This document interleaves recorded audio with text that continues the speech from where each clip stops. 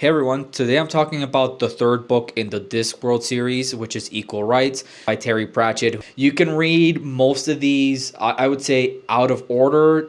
There's like some flow charts you can follow online. So, what is this book about? It's about this girl called Esk. She wants to be a wizard. In the Discworld, wizards are only male. Yet, people keep telling her, you can't be a wizard, you can't be a wizard, you can only be a witch, because only witches can be women and men can be wizards. Is a story about gender roles. It's a story about not fitting in and trying to break from the mold. And yeah, she goes in this journey where she's trying to become a wizard, and she gets help from this witch called Granny Weatherwax, who's like her mentor. And yeah, their goal is to get to the Unseen Academy and have her formally become a wizard and join them. Yeah, I would say overall the book was okay. I was kind of let down, and I think it might have been mostly expectations coming in from my end.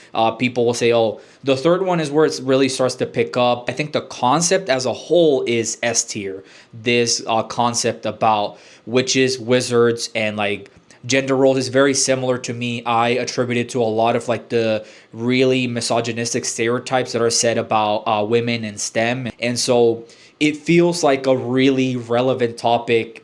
And this book was written, I think, in the 80s, so like 40 years ago. It's really poignant. And that's the biggest positive I can say about the book.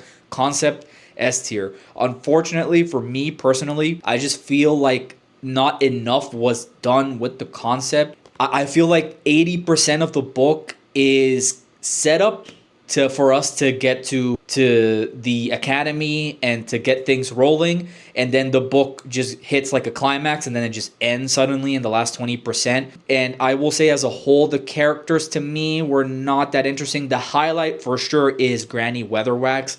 She is fantastic, and I've heard that she's a prominent character in the Witches books, so I'm really looking forward to keep on reading that sub series in the Discworld. And I really liked her relationship with Esk. I thought it was really cute, really charming. But besides that, I just personally, it just didn't really land for me as a whole. So it's still a good book. It's still worth a read, but I guess come in with expectations tempered, especially if you've read further on the books that people say are the best ones, like Small Gods, which I have, and I think that book's fantastic.